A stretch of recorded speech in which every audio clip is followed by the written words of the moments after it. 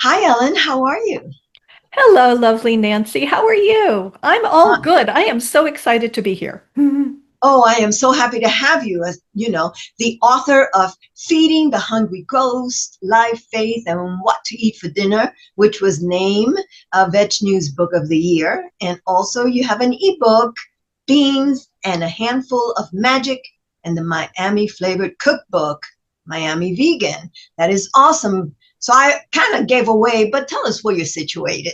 The reason I call my new book Miami Vegan is because that is very much where I'm based, and I've been a vegan for a very long time. And so when I was thinking, people were saying, you need a new book and you need a book. Well, these are two things I know very well, Miami and vegan. And also, I sort of feel like I want to run around with a spoon and give people a taste of the tropics. So until I can do that, that's what my book does. Okay. So tell us your journey into veganism before we go on. Okay. I stopped eating meat when I was 12 because I love cows. I don't even know if you can see behind me, but my friend painted me a red cow, and he says it's almond milk in there. Um, and I have cows all around my house, little cow figurines, because I love them. And I loved them when I was a kid. And I made the connection very early on between animals and what my family ate. And I decided at 12 that I could not do that. It's also, when you're a kid, a great way to yank your parents' chain a little. So that was fun. And I think they thought it was going to be just like a stubborn kid phase, but I stuck with it. And my family said, okay, if you're going to do this, you got to figure it out. You got to figure out what you're going to eat. So that's how I learned to cook. And as I grew up and learned more about the food system, dairy and eggs and all that had to go too. And I've been vegan for half my life now, and I love it. Woohoo to you. Thank you. Thank you. I mean, it's so great when at 12 years old, you make a stand for your ethical reasons. And, at such a young age to kind of see what's out there and say, hey, I don't care what the majority is doing. It's wrong. This is what I'm going to do, you know? Well, thank you. I was thinking about that this morning, and I think that the older we get, the harder it can be to change because you get, this full fire hose blast of info saying, don't change, no, eat the way you always ate. So starting young, I wasn't planning on making it a good thing, but I'm glad it worked out that way. Me too. Now, you call yourself the Soulful Vegan. So, what does eating soulfully mean to you, and how did that philosophy take shape in your life? Um, there are a lot of people who want to like transition overnight to veganism, and that is great. But I think you might have also found it's hard for people to stick to. And I think veganism comes from what you eat, but also from the inside out. And it does nurture the soul. So I want to kind of bring that to the fore, that it's not only fun and good for you, it is good for all of us. It's good for every bit of us. Right. And in Feeding the Hungry Ghost, you explored the emotional and spiritual side of food. What do you think most people are truly hungry for today? And it's not necessarily what we eat. It's something like this. It's connection. It's connection with people, connection with the planet, and a sense like, hey, everything's going to be all right after all.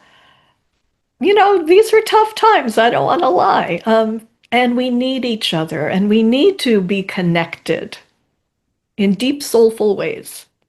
Yes. And I also believe because, spiritually, consuming another being is just not very spiritual. It kind of defeats the purpose of saying, oh, I'm so spiritual, or oh, I'm in so much harmony with the earth. But if you're eating animal flesh, think Yeah, again. it's hard to keep nourishing yourself on something that's okay. I'm not sure how I'm going to end this sentence, but yeah, compassion starts with your fork. Yes, something that's so filled with violence, anxiety, fear that you're ingesting, and it has to take a toll because, as we know, uh, human animals and stress is a problem. So imagine, and that's just from your environment, right? So imagine adding on to that stress the stress of the animals that you just consume. You And know, we love our pets and we would never want to cause them any harm. So it's just expanding out from that. Like, no, why would I hurt another living creature? Especially when you can get such wonderful food that's good for you, that's good for the earth, that leaves the animals in peace to do their wonderful animal things. It's not, it's a mindset change, I'm not going to lie, but it's so, so rewarding. and as you said, people love their companion animals, right? And and they feel for them. They know that they experience joy, fear, all of those things, and yet they neglect to transfer that into all the living beings, the creatures, the cows, the pigs, the chickens. They all have those same emotions that your companion animals, the cat or the dog, have, and they just kind of disconnected about that. Yes, we have work to do, girl. So your writing blends food, culture, and personal reflection very beautifully. Now, how do your stories influence the way you cook and the way you encourage others to eat? Well, as I said, I want to run around feeding people. Uh, and I also think narrative is very important, that we're hungry for story, just like we were when we were kids. It's a way of making sense of the world in maybe a gentler way than getting that screed of the news every day, which can be a very harsh way to learn about things. Stories connect us, food connects us. And I had been a columnist, and I still am for many different outlets.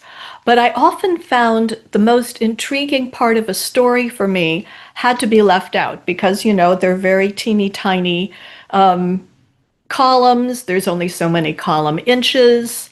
So the stuff I found the most intriguing, how food connects us, how chefs come up with recipes, the food we grow.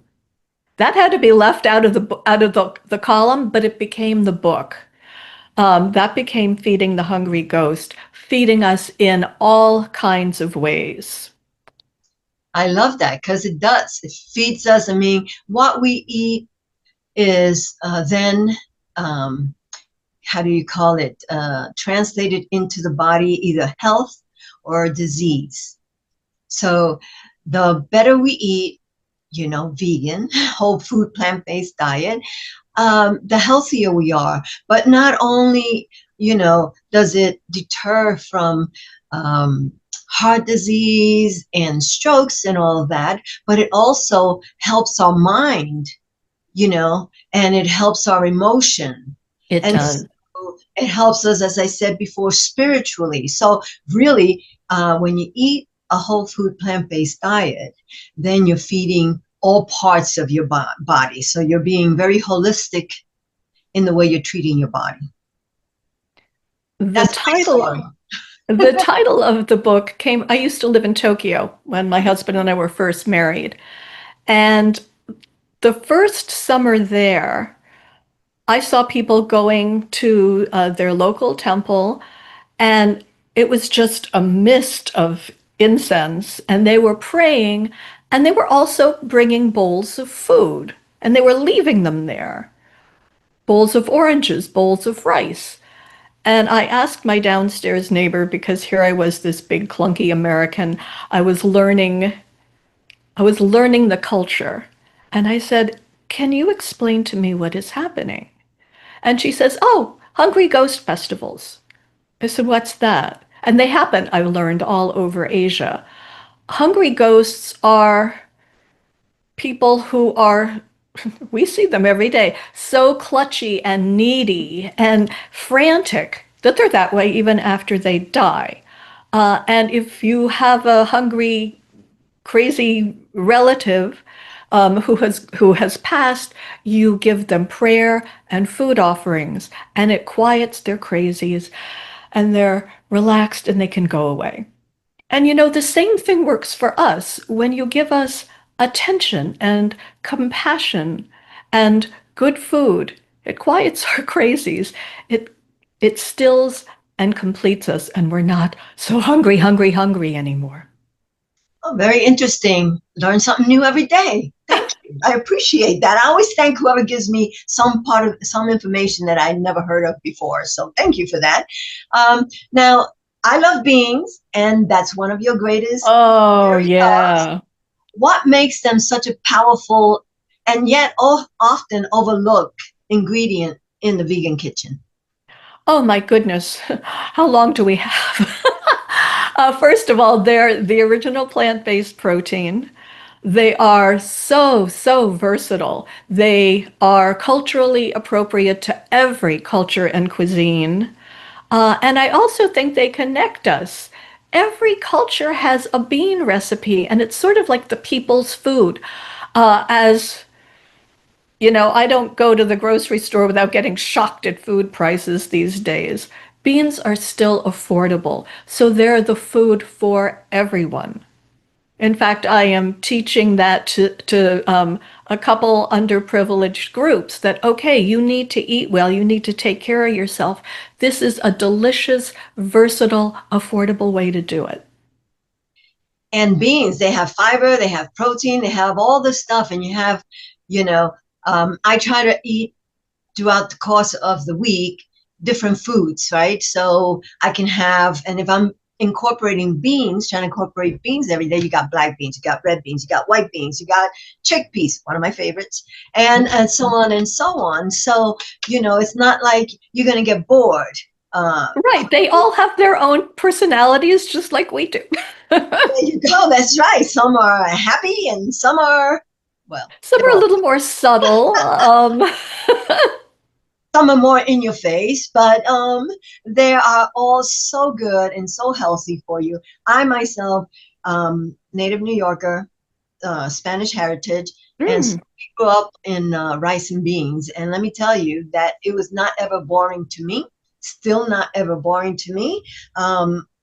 I don't eat rice and beans every day, but but I did when I was younger, and I'm so happy for it because even though I wasn't vegan at 12, like you were, kudos to you.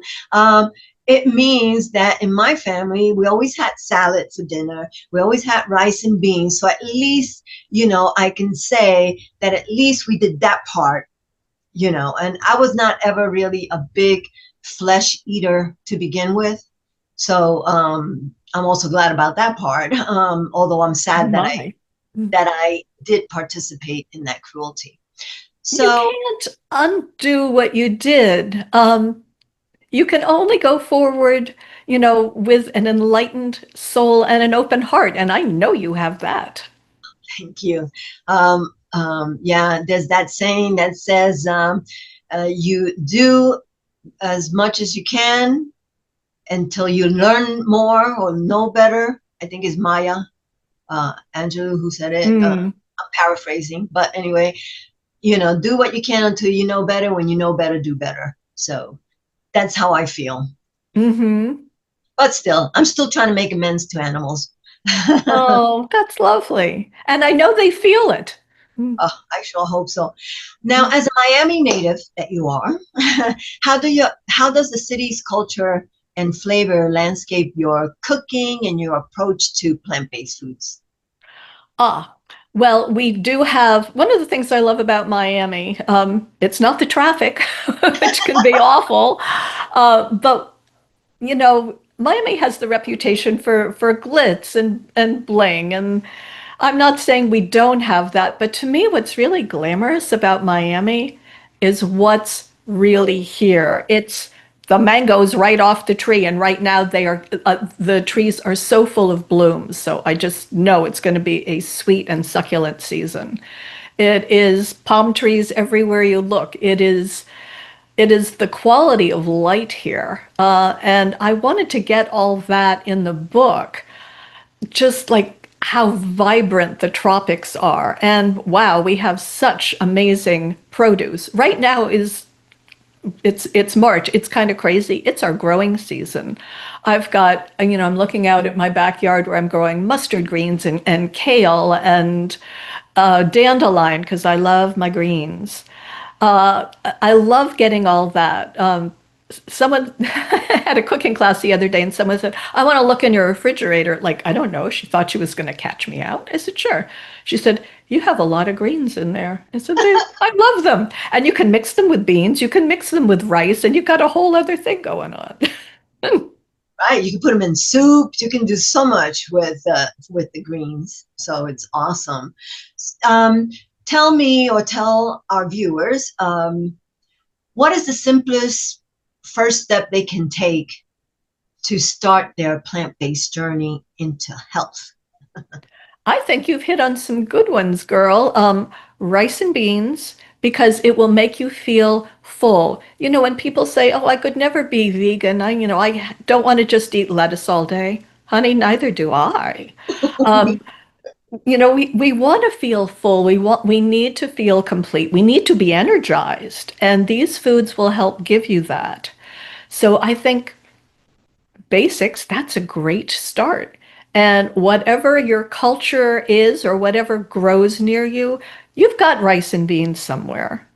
If you want to dial it up a little, switch from white rice to brown because then you do get more fiber. And if you grew up in a Latin household, I'm sure it was mostly white rice growing up, which it is here because we have a big Latin community and we have a big Caribbean community.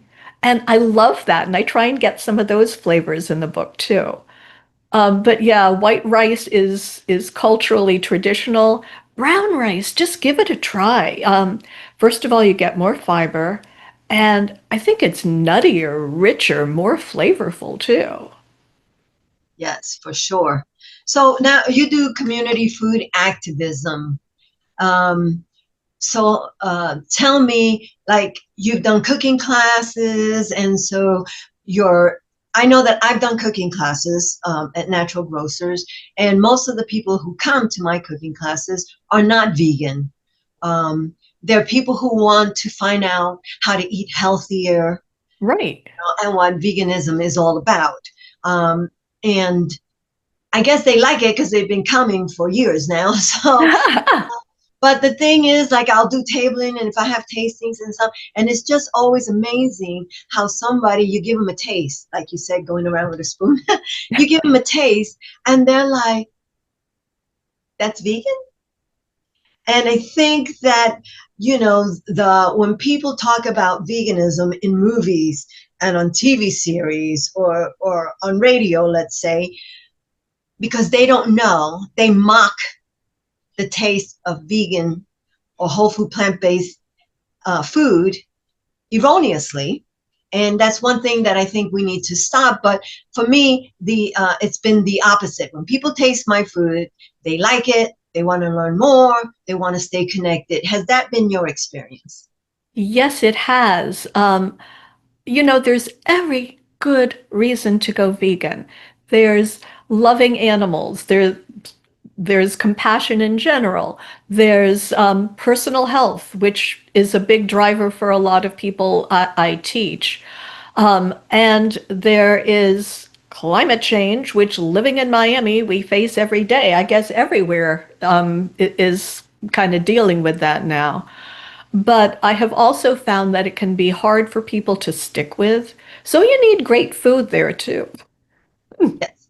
So I want to thank you, Ellen, for being on the Vegan Pulse. Any last words that you would like to share with the viewers? And I will have your website on this podcast. So if people want to reach out, they can. If they're going to Miami, they can say hi. If they are in Miami, they can reach out as I well. would love to meet you wherever you are. So it's up. Here are your words. What was your question? I was so excited. So I was just saying, any last statements that you want to leave for our viewers? Any words of wisdom that you have to share or anything?